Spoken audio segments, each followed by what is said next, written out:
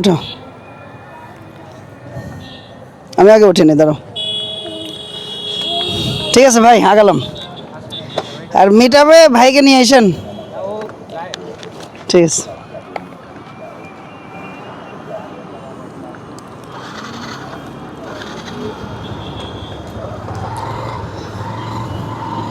আগালাম ভাই।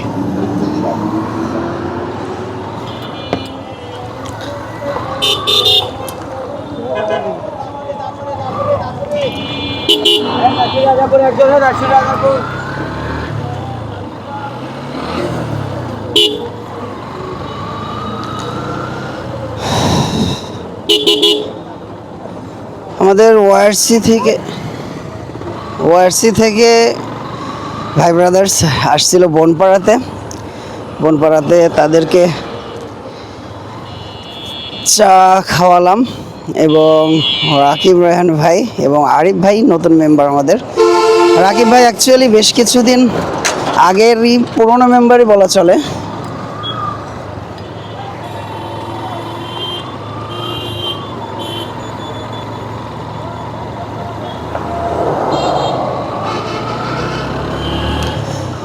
আর আমাদের আরিফ ভাই নতুন মেম্বার, ওনার টি শার্ট এবং ওয়াইআরসি কার্ড, যে কার্ডটি আমাদের, সেটি ভাইয়ের হাতে তুলে দিলাম। আশা করছি ভাই আমাদের সাথে তার রাইডিং লাইফের অনেক ভালো ভালো সময়, সুন্দর সোনালী মুহূর্ত আমাদের সাথে এনজয় করবে, আমাদের সাথে কাটাবে, আমাদের ওয়াইআরসি নাটোরের সাথে কাটাবে, আমাদের ওয়াইআরসি নাটোরের একটি পরিবার হয়ে কাটাবে, এই প্রার্থনা করি, এই শুভকামনা করি ভাইয়ের জন্য।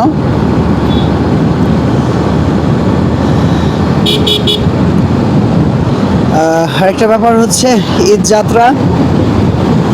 ঈদ যাত্রায় সবাই কর্মস্থলে ফিরে যাচ্ছে, যার যার গ্রামের বাড়ি থেকে সবাই কর্মস্থলে ফিরে যাচ্ছেন। যে পরিমাণে গরম পড়েছে, তাপদাহ চলছে, এর মধ্যে বাস জার্নি যারা করছেন তাদের জন্য বেশি খারাপ লাগতেছে, ভিতর থেকে মন থেকে খারাপ লাগতেছে। কারণ এই গরমের মধ্যে বাহিরে কোথাও দাঁড়ানো যাচ্ছে না, কোথাও বসা যাচ্ছে না, একদণ্ড দাঁড়ানোর উপায় নেই। এর মধ্যে যারা আপনারা কষ্ট করে এই বাস জার্নি করে কর্মস্থলে যাচ্ছেন, তাদের জন্য একটাই উপদেশ থাকবে, প্রচুর পরিমাণে পানি পান করুন, পর্যাপ্ত পরিমাণে পানি পান করুন, কিছুক্ষণ পর পর পানি পান করুন, সাথে পানি রাখুন। এবং যারা বাইকার ভাইয়েরা রয়েছেন, তারা নির্দিষ্ট দূরত্ব পর অবশ্যই রেস্ট নেন, বিশ্রাম করেন এবং আবার রাইডিং শুরু করেন, এবং অনেক বেশি পরিমাণে পানি পান করুন এই রাইডিংয়ে বা এই যাত্রায়। সবাই সুস্থভাবে কর্মস্থলে ফিরে যান, এটাই প্রত্যাশা রইল।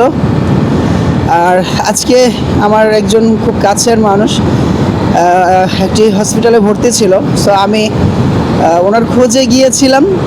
তো সাধারণ যে বেডগুলো থাকে ওখানে খুঁজতে গিয়ে দেখলাম বেশ কিছু মানুষ, বয়স্ক মানুষ অসুস্থ, ডিহাইড্রেশনে অসুস্থ হয়ে পড়ে আছেন।